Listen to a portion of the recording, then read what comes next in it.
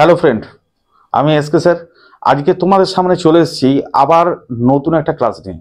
SK স্যারের সাথে নতুন কিছু শেখার সাথে এবং নতুন কিছু জানার সাথে আজকে তোমাদের সামনে যে টপিকটা আমি উত্থাপন করতে চলেছি সেটা হচ্ছে দশম শ্রেণী অর্থাৎ ক্লাস 10।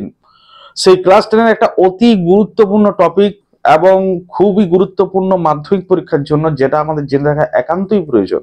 সেই টপিকটা হচ্ছে বায়ুমণ্ডল, এবং বায়ুমণ্ডলের বাছাই করা একটা টপিক যেটা হচ্ছে বায়ুমণ্ডলের উষ্ণতার তারতম্যের কারণ আলোচনা করো। তো চলো বন্ধুরা, আজকে আমরা দেখব সেই বায়ুমণ্ডলের উষ্ণতার তারতম্যের কারণ, অর্থাৎ describe the causes of variation of temperature. উষ্ণতার তারতম্যের কারণগুলো কি আজ আমরা আলোচনা করব। তো চলো দেখে নেওয়া যাক কি কি কারণ হতে পারে। প্রথমে আমরা দেখব যে বায়ুমণ্ডলের সবচেয়ে গুরুত্বপূর্ণ যে উপাদানগুলি হয়ে থাকে সেই উপাদান হচ্ছে দুটো। এক হচ্ছে বৃষ্টিপাত এবং অপরটি হচ্ছে উষ্ণতা। এই বৃষ্টিপাত এবং উষ্ণতার উপরেই কিন্তু নির্ভর করে বায়ুমণ্ডলের যাবতীয় যা কার্যকলাপ। অর্থাৎ কোনো একটা জায়গার ওয়েদার কন্ডিশন মানে আবহাওয়াটা সেখানের আরামদায়ক হবে না সেখানের কষ্টকর হবে, এই পুরো বিষয়টা কিন্তু ডিপেন্ড করছে কার উপর? সেখানকার উষ্ণতা এবং বৃষ্টিপাতের উপর। অর্থাৎ যদি সেখানের বৃষ্টিপাতের এবং উষ্ণতার অনুপাত ঠিকঠাক থাকে তাহলে স্বাভাবিকভাবেই সেখানের আবহাওয়াটা কিন্তু অবশ্যই আরামদায়ক হবে। আর যদি সেখানে বৃষ্টিপাত বা উষ্ণতা কোনো কিছু ঠিকঠাক না থাকে তাহলে সেক্ষেত্রে কি হবে? উষ্ণতারা বা সেখানকার যে আবহাওয়াটা সেটা কিন্তু কখনোই আরামদায়ক হবে না। যেমন ফর এক্সাম্পল রাজস্থান, আমরা কি জানি পৃথিবীর মধ্যে বা ভারতের মধ্যে সবচেয়ে কম বৃষ্টিবহুল অঞ্চল কোনটা? অ্যান্সার কি হবে? রাজস্থান হবে, যেটা বার্ষিক বৃষ্টিপাতের পরিমাণ 10 সেন্টিমিটারের থেকেও কম। তাহলে স্বাভাবিকভাবেই এখানে কি উষ্ণতা অনেক বেশি কিন্তু বৃষ্টিপাত নেই বললেই চলে। তাহলে স্বাভাবিকভাবেই এখানের আবহাওয়া কেমন হবে সেটা তোমরা আন্দাজি করতে পারছো। তো আজকে আমরা কিন্তু এটা দেখবো যে বায়ুমণ্ডলের এই উষ্ণতার তারতম্যের কারণগুলি কি কি, কেন এরকম উষ্ণতার তারতম্য হয়, কোথাও উষ্ণতা অনেক বেশি হয় আবার কোথাও উষ্ণতা অনেক কম হয়। তাহলে আজকে আমরা দেখবো সেই উষ্ণতার তারতম্যের কারণটা কি, অর্থাৎ কেন এই তারতম্যটা হয়। তো চলো দেখে নেওয়া যাক সেই উষ্ণতার প্রধান তারতম্যের কারণগুলো কি কি হয়ে থাকে। উষ্ণতার যে প্রধান তারতম্যের কারণগুলো হয় সেগুলো হয় কি, প্রথমে আসবো অক্ষাংশ। তাহলে অক্ষাংশটা কিভাবে উষ্ণতার তারতম্যের ক্ষেত্রে পরিবর্তন করে না, অক্ষাংশের পরিবর্তনের ক্ষেত্রে প্রধান বিষয় হচ্ছে আমরা কি জানি যে নিরক্ষরেখার উপর সূর্যরশ্মি সারা বছর লম্বভাবে কিরণ দেয়। তাহলে কি বললাম? নিরক্ষরেখার উপর সূর্যরশ্মি সারা বছর লম্বভাবে কিরণ দেয়।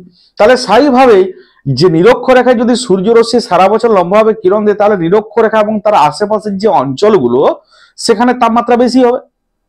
কিন্তু যদি মেরুরেখার দিকে আমরা যাই, যদি মেরুর দিকে আমরা যাই তো সেক্ষেত্রে কি হয় যে সূর্যরশ্মি আস্তে আস্তে তির্যক হতে শুরু করে, মানে কম কিরণ দেয়।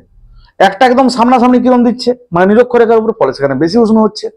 আর মেরু অঞ্চলের দিকে কিন্তু সূর্যরশ্মির পরিমাণটা কমতে থাকে, ফলে সেখানে কি হয়? ঠান্ডাটা বেশি হয় এবং উষ্ণতা কম হয়। ফলে এই অক্ষাংশ একটা গুরুত্বপূর্ণ ভূমিকা পালন করে কিসের ক্ষেত্রে? না উষ্ণতার পরিবর্তনের ক্ষেত্রে। আশা করছি পরিষ্কার হয়েছে। এরপরে যেটা যাব উচ্চতা। উচ্চতাও কিন্তু একটা গুরুত্বপূর্ণ বিষয়। কিভাবে না, উচ্চতার উপর ডিপেন্ড করে সেখানকার উষ্ণতাটা কেমন হবে। যেমন যে জায়গা সমুদ্রপৃষ্ঠ থেকে অনেক উঁচুতে অবস্থিত, মনে করলাম আমি কোনো পাহাড়ি অঞ্চলের কথা বলছি, ধরো দার্জিলিং এর কথা বলছি, তাহলে দার্জিলিং স্বাভাবিকভাবে পাহাড়ি অঞ্চলে অবস্থিত, তাহলে সেখানে উচ্চতাটা বেশি।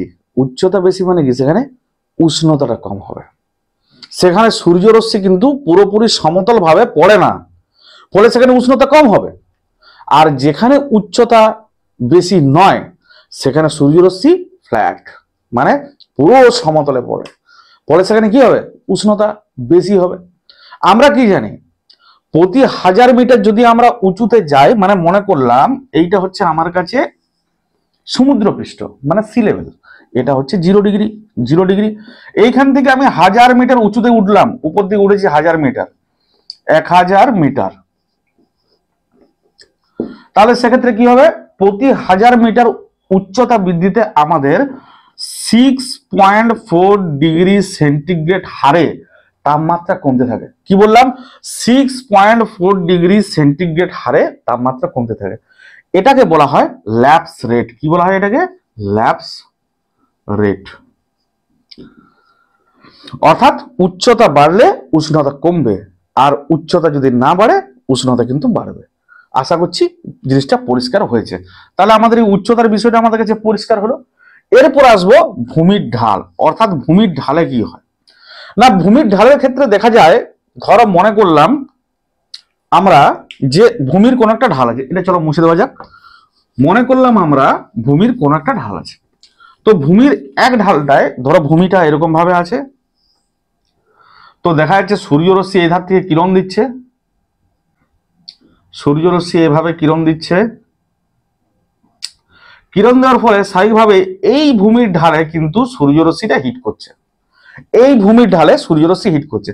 তাহলে স্বাভাবিকভাবে এই দিকে কি সূর্যরশ্মি হিট করছে? একদমই করছে না। ফলে কোন দিকটা বেশি উষ্ণ হবে? এই দিকটা, এই পোর্শনটা, এই পার্টটা বেশি উষ্ণ হবে, সেই তুলনায় এই দিকটা অতটা উষ্ণ হবে না। ফলে কি হচ্ছে, এই ভূমির ঢাল এটাও কিন্তু গুরুত্বপূর্ণ ভূমিকা পালন করে। তাহলে এটা হচ্ছে একটা অন্যতম প্রধান কারণ বায়ুমণ্ডলের উষ্ণতার তারতম্যের জন্য। আশা করছি পরিষ্কার হয়েছে। তাহলে স্টুডেন্টস, আমরা যে জায়গাতে ছিলাম সেটা হলো ভূমির ঢাল। তাহলে আশা করছি এটা বোঝা গেছে যে এই ভূমির ঢাল এটাও কিন্তু বায়ুর উষ্ণতার তারতম্যের একটা অন্যতম প্রধান কারণ। এরপর আমরা যে জায়গাটাতে যাব সেটা হচ্ছে স্থলভাগ এবং জলভাগের বন্টন। অর্থাৎ সব জায়গায় তো সমানভাবে স্থলভাগ বা সব জায়গাতে সমানভাবে তো আর জলভাগ থাকে না। কোথাও স্থলভাগের পরিমাণ বেশি থাকে, কোথাও জলভাগের পরিমাণ বেশি থাকে। তো এই স্থলভাগ এবং জলভাগ এটার মধ্যে একটা ব্যাপার আছে। ব্যাপারটা কি না, স্থলভাগ যেমন অতি তাড়াতাড়ি উষ্ণ হয়ে যায়, তেমনি অতি তাড়াতাড়ি শীতলও হয়ে যায়। আর জলভাগের ক্ষেত্রে জলভাগ কিন্তু অত তাড়াতাড়ি উষ্ণ হয় না, আবার জলভাগ অত তাড়াতাড়ি শীতলও হয় না। ফলে যে জায়গাতে স্থলভাগের পরিমাণ বেশি, সেই জায়গার উষ্ণতা যেমন বেশি হয়, তেমনি উষ্ণতাটা তাড়াতাড়ি মানে ঠান্ডাও হয়ে যায়। কিন্তু জলভাগের ক্ষেত্রে সেটা হয় না। ফলে ওই স্থলভাগ এবং জলভাগের বন্টনের উপর নির্ভর করে যে সেই জায়গাটার উষ্ণতা কেমন থাকবে, অর্থাৎ সেখানে বেশি থাকবে না উষ্ণতা কম থাকবে। আশা করছি বোঝা গেছে। এরপরে যে আমরা টপিকে যাব সেটা হচ্ছে এই বায়ু প্রবাহ। বায়ু প্রবাহ বলতে বোঝায়, বায়ু প্রবাহ নর্মালি এমনি তো বায়ু প্রবাহ সব জায়গায় থাকেই, কিন্তু কিছু কিছু বায়ু থাকে, কোনো সময় উষ্ণ বায়ু, কিছু শীতল বায়ু, কিছু স্থানীয় লোকাল উইন্ড কিছু থাকে। এবং সেই উইন্ডগুলো বা এই স্থানীয় বায়ুগুলো যখন সেখান থেকে প্রবাহিত হয়, তখন সেই জায়গার আবহাওয়া এবং সেখানকার জলবায়ুকে প্রভাবিত করে। তাহলে স্বাভাবিকভাবেই ধরো কোনো একটা জায়গাতে কোনো একটা উষ্ণ বায়ু বেরোচ্ছে বা উষ্ণ বায়ু এখানে আছে, তাহলে সেখানের ওয়েদার কন্ডিশন, সেখানের ক্লাইমেটিক যে কন্ডিশনটা থাকে সেটা কি করবে? অবভিয়াসলি গরম করবে।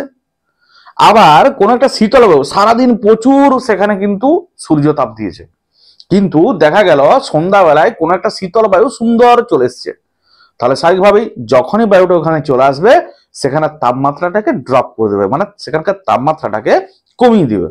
ফলে এটাও হচ্ছে একটা গুরুত্বপূর্ণ কারণ বায়ুর উষ্ণতার তারতম্যের জন্য। অর্থাৎ সেখানকার স্থানীয় বায়ু কি ভূমিকা পালন করে, এটা কিন্তু একটা গুরুত্বপূর্ণ জায়গা। আর এই কারণের জন্য বায়ুর উষ্ণতার কিন্তু তারতম্য হয়ে থাকে। আশা করছি পরিষ্কার হয়ে গেছে এটা। এরপরে যাব সমুদ্র স্রোত। তাহলে সমুদ্র স্রোত জিনিসটা কি না, সমুদ্র স্রোতকে আগে এক কথায় বলে রাখি, এটা অ্যাকচুয়ালি ব্রড ভাবে মানে একদম চ্যাপ্টার ওয়াইজ আমরা পাবো এর পরের চ্যাপ্টারে। অর্থাৎ আমরা এখন যে চ্যাপ্টারের মধ্যে আছি সেটা হচ্ছে বায়ুমণ্ডল চ্যাপ্টার, এর পরের চ্যাপ্টার যেটা আছে সেটা হচ্ছে বায়ুমণ্ডল চ্যাপ্টার। আর সেই বায়ুমণ্ডল চ্যাপ্টারের মধ্যে আমরা পাবো এই সমুদ্র স্রোতকে, তখন একদম ডিসকাস ফুল ডিটেলসে ডিসকাস করবো আমরা, ঠিক আছে। আর এখন আমরা জানি যে সমুদ্র স্রোত জিনিসটা অ্যাকচুয়ালি কি না, সমুদ্র স্রোত জিনিসটা হচ্ছে পৃথিবীর মানে পৃথিবী যে ঘুরছে, পৃথিবীর আহ্নিক গতি এবং কিছু কোরিওলিস বল বা আবর্তন গতির কারণে কি হয়, সমুদ্রের জলরাশি, সাগর মহাসাগরের জলরাশি এক স্থান থেকে অন্য স্থানে পরিবর্তন করে। এই জলরাশির এক স্থান থেকে অন্য স্থানে পরিবর্তন হওয়ার ঘটনাটাকে বলা হয় সমুদ্র স্রোত। তো এখন বিষয় হচ্ছে সমুদ্র স্রোতকে দুই ভাগে ভাগ করা যায়। কি কি? একটা হচ্ছে উষ্ণ স্রোত, আর একটা হচ্ছে শীতল স্রোত। তাহলে কি বললাম, এই সমুদ্র স্রোতকে দুই ভাগে ভাগ করা যায়। কি কি? একটা হলো উষ্ণ স্রোত আর একটা হচ্ছে শীতল স্রোত। তো এখন প্রশ্ন হচ্ছে এই সমুদ্র স্রোত তাহলে কি ভূমিকা পালন করে বায়ুমণ্ডল উষ্ণতা তারতম্যের জন্য? না, যদি কোনো জায়গায় উষ্ণ সমুদ্র স্রোত প্রবাহিত হয়, তো নামটাই তো বলে দিচ্ছে উষ্ণ, তাহলে যদি কোনো জায়গায় উষ্ণ সমুদ্র স্রোত প্রবাহিত হয় তাহলে সেখানকার আবহাওয়া বা ওয়েদার কন্ডিশনটাকে কি করবে? আরে ভাই উষ্ণ করবে। তাহলে উষ্ণ করবে মানে কি সেখানে গরম হবে তো, তাহলে সেখানে উষ্ণতার বায়ুমণ্ডলের তারতম্য ঘটবে। আবার যদি কোনো শীতল সমুদ্র স্রোত প্রবাহিত হয় তাহলে কি হবে? সেখানকার আবহাওয়ার কন্ডিশনটা কি থাকবে? শীতল হয়ে যাবে, ঠান্ডা হয়ে যাবে, ফলেও সেখানে বায়ুমণ্ডল উষ্ণতার তারতম্য ঘটবে। অর্থাৎ যদি উষ্ণ স্রোত প্রবাহিত হয় তাহলে সেখানকার আবহাওয়াটা আবার বেশি গরম করে দেবে, আর যদি শীতল স্রোত প্রবাহিত হয় তাহলে সেখানকার আবহাওয়াটা যে তাপমাত্রা ছিল সেটাকে কমিয়ে দেবে। তো এই ছিল আমাদের একদম ডিটেলসে পুরো বায়ুমণ্ডলের উষ্ণতার তারতম্যের কারণ। আজকে তোমাদের সাথে সেই ক্লাসটা হলো ডিটেলসে।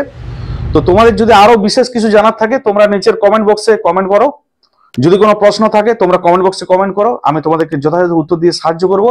আমার সাথে তোমাদের আবার পরে দেখা হচ্ছে এসকে স্যারের সাথে, নতুন কিছু শেখার সাথে, নতুন কিছু জানার সাথে।